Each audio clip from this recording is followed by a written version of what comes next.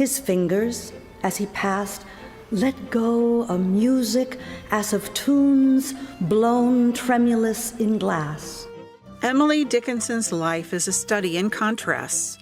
She wrote nearly 1,800 poems but published very few in her lifetime.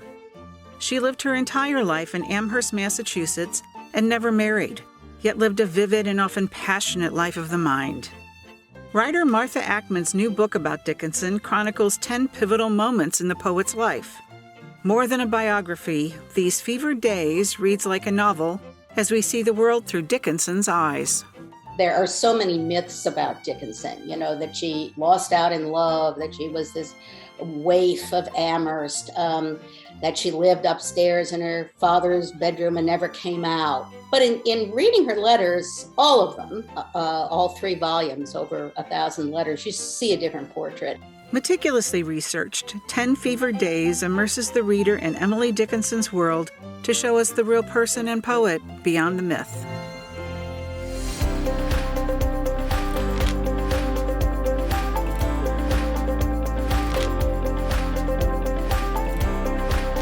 Martha Ackmann, thank you so much for joining us today to talk about your book, These Fevered Days, 10 Pivotal Moments in the Making of Emily Dickinson. It's a pleasure to be here. Thank you. I really enjoyed the book, but I think I just want to launch into asking you, why Emily Dickinson? What made you fascinated with her? When I was a junior at McClure High School, that was American literature. At the time, we read all American literature authors. And my English teacher at the time, Diane Brandon, introduced us to Emily Dickinson. I'd never read her before. I loved literature, but I wasn't much on poetry. And in the big anthology that we had, the poem After Great Pain, a Formal Feeling Comes. That's a tough poem. And I don't know if I were putting together an anthology, I would have selected that. But she had us read it and then called on students to explain it. And boy, did I slink down in my chair. I really didn't have the life experience to understand it.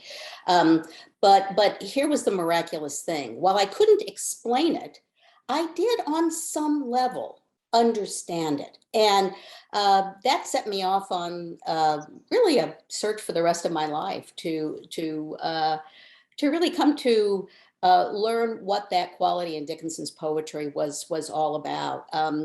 I moved out here to do a PhD at the University of Massachusetts, and then several years later began teaching at Mount Holyoke College, where I taught a seminar on Dickinson in her very rooms where she wrote the poems. The college and the Dickinson Museum were not that far apart. So it really has been a lifelong journey for me in studying Dickinson. Although I must say, for years and years and years, when I wanted to write a book, I didn't know what kind of a book I wanted to write. There were a lot of books I didn't want to write about Dickinson. So it's taken me a long time to figure out exactly how I would fashion a book on the poet. Your book is so well researched. How did you do that? Was this a collection of just researching over many years, or? Well, it was researching over many years and teaching over many years. I'm a writer of narrative nonfiction, so that means I use the techniques of storytelling to tell a true story. So I spend an awful lot of time in archives, and lucky for me,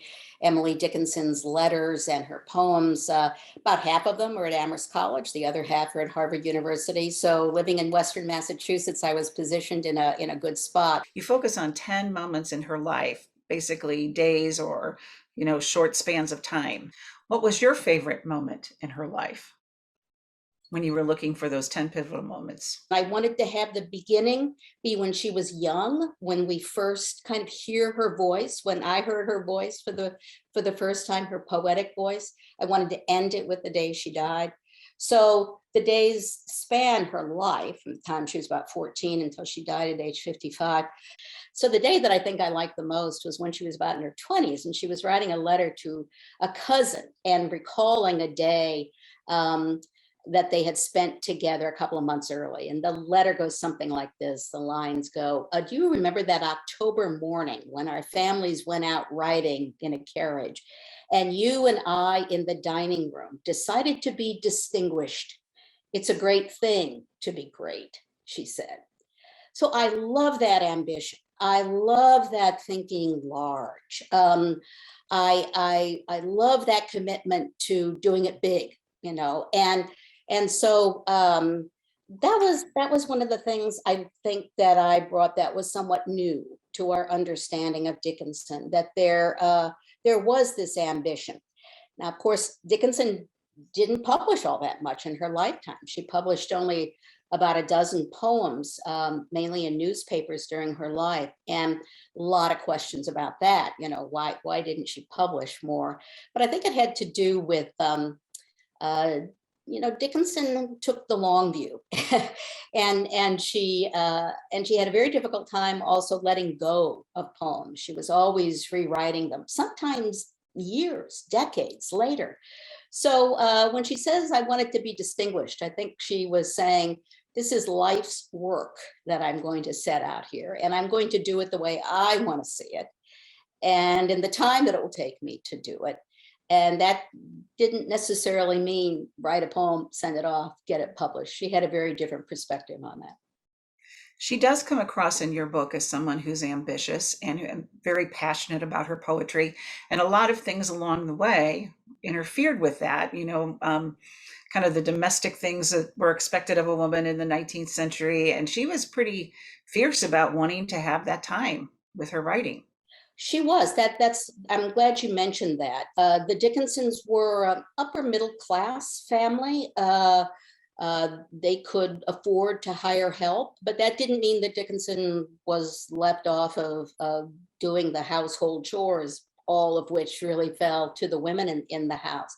And yeah, she didn't like that. She groused a lot about what she called housekeeping. She saw as a pestilence was her word, and she did love baking. She was the family baker, but she would demand time alone, and that meant not the shirking off on her duties of the household, but that usually meant in seeing other people. By her late 20s, by her early 30s, she was making very firm decisions about who she would see and who she wouldn't, because she was using that time to devote to her work. And the greatest gift, I think, that her family gave her, her parents and siblings, an older brother, a younger sister, was that they left her alone. That they respected what she was doing. And I think that was a huge benefit to her. I also got the sense in your book, in reading it, just sort of the overall lifetime development of a writer.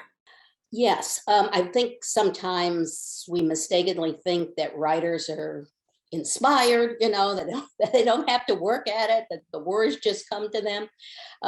We were mentioning earlier, Kathy, that I write in a cabin outside of my house here in the woods. And just above my desk, I have a photocopy of Dickinson's poem, One Sister Have I in the House. It was a very, very early poem. What I like about that is every single line is crossed out. And very, very vigorously, as if this isn't right, this isn't right, this isn't right. So she was a hard taskmaster on herself. So she was very workmanlike at her verse, and she was also constantly attuned to it. We have one of Dickinson's dresses that has somehow been passed down through the centuries, and I love that it has a pocket. Dickinson, when she would have a dress made, would indicate how she wanted it, and a person who's writing all the time has paper, has a pencil in their pocket, and I think we can even see in Dickinson's dress, how she was so committed to poetry. Yet she was sort of rebelliously almost not religious at a time when religion was very much a part of the fabric of the society. Dickinson was the only member of her immediate family not to join the church. She attended, but she didn't formally join. And to my judgment, I think that's because she was always thinking about it. It was never just a done deal. The idea of faith and doubt very, very much occupied her mind. There's a famous poem that many people know that begins, "Some keep the Sabbath going to church. I keep it staying at home, with a bobolink for a chorister and an orchard for a dome." I think she saw heaven as heaven on earth, and the natural world was the source of great had a great sustaining power, and also a source of poetic inspiration for her. So it was a lifelong struggle with her notion of a higher power. A part of the story you tell, some of the book took place with the backdrop of the Civil War going on. How do you think that affected her? I think it affected her profoundly for a very long time. I think Dickinson scholars said, there's no Civil War in Emily Dickinson, even though her dates are 1830 to 1886, and the peak of her literary productivity is the 1860s. Because she doesn't use the word Appomattox, Gettysburg, because those very, very specific references don't appear in the poems, we mistakenly thought there is no Civil War in Dickinson. But she was very much affected by it. One of the first young men from the town of Amherst to die in the Civil War was a young man named Fraser Stearns. He was the son of the president of Amherst College, and in Amherst, that would be like, the Crown Prince being killed in the war. That rocked her, that devastated her brother, who was a good friend of his. And what I found when putting together the date of his death and when Emily Dickinson sent out her first letter to an essayist for the Atlantic Monthly, sort of introducing herself as a poet, that those two events happened back to back. So I think that, not surprisingly, the many, many deaths that happened during the war, the marching that happened on the town common that she could hear from her bedroom, gave her a sense that life is short, and that if you want to make your move, you should make your move and do what you think you were born to do in this world. So it is against that backdrop, I think, that she really felt impelled to action, and sent out to Thomas Wentworth Higginson, who was that essayist in the Atlantic Monthly, who had written an article that was kind of a how to be a writer article, a complete stranger to her, that she sent out those 4 letters, those 4 poems, those first 4 initial poems to him, which really was her introduction to the larger world. I had that sense as well, that she felt a sense of urgency at that point. I think that's true. That it was just a keen sense that life could change on a dime, and that if you wanted to do something, you had to take the initiative and do it then. It was probably the most uncharacteristic move of her life. I mean, she had been writing many, many poems before she wrote to Higginson. She didn't tell him that. She sort of lied in the letter and presented herself as a novice, but she had many poems behind her, and including some publications. But it was that sense of urgency that she needed to stake out her place, and ambition comes in there as well.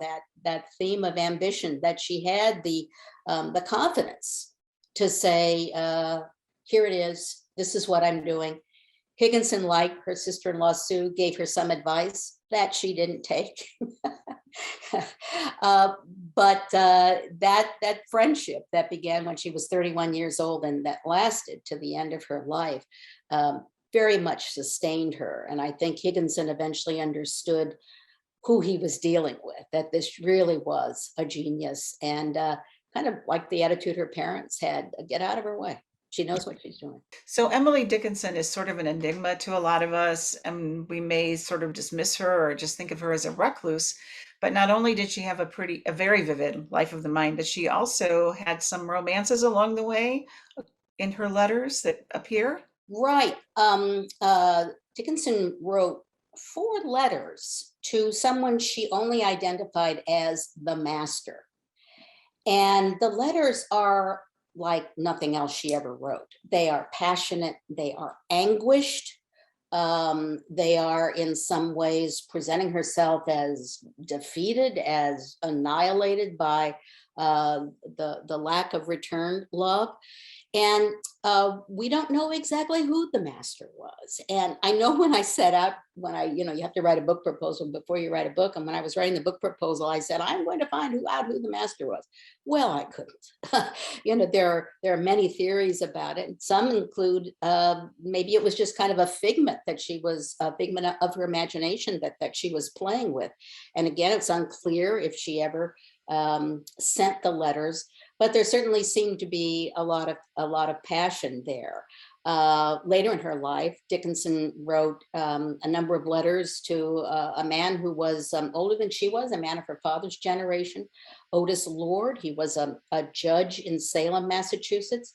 He was kind of around the family a lot during Dickinson's middle years, and clearly those letters indicate that there was a romance there, and even talk of marriage. He died before they could get together. But you said Dickinson lived we know that Dickinson lived a very vivid life of the mind. And just to say a few words about that, I remember when I sent off my first sample chapter to my editor, and it happened to be a chapter about the Civil War. And there's a great deal in there about battles, and it dealt with the death of Fraser Stearns. And it came back from my editor, and she said, I think you need to redo this. And the reason I think you should do that is that we're not inside Emily Dickinson's head as much as we should be. And, you get a comment like that from your editor, and that sets you back on your heels a little bit. And you say, oh, you worked so hard on it. You spent months working on that chapter. And then after I sort of got down off of my high horse about that, I realized she was right. I had to change my notion of what action was when talking about Emily Dickinson. You think about action, you usually think about things that, battles, people coming and going. But with Emily Dickinson, action is thought.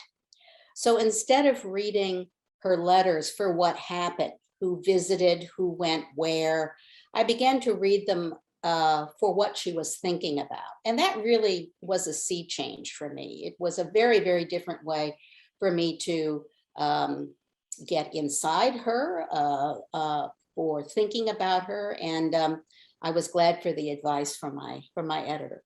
Later in life, in around, I guess it was the 1880s or so, later in your book, she suffered a lot of losses personally. She had lost her eyesight, and then, her to some extent, or had troubles with her eyesight earlier in life than that, but that was continuing. And then her mother, her father, her friend Helen, a beloved nephew, they all kind of, died in a certain period of time there in the 1880s. How did that impact her at that time? And did she write any poems out of that?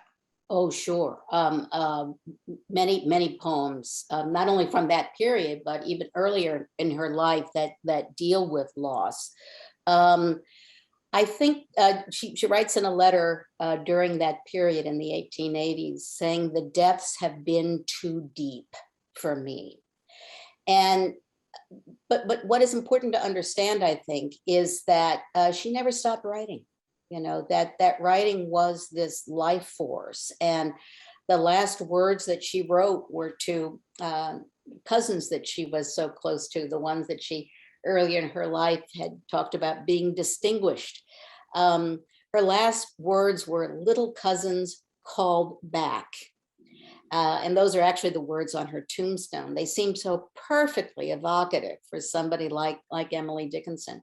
But I think that that writing was always a way for Dickinson out of grief, for out of any sort of turbulence in her life, that it was not only what sustained her, but also what gave her definition, what gave her purpose. So she never quit writing, almost up to the day she died. Martha Ackmann, I am so happy to have talked to you today. This was so enjoyable. We could just go on and on. Thank you for being with us. It was a pleasure, Kathy. Thanks so much.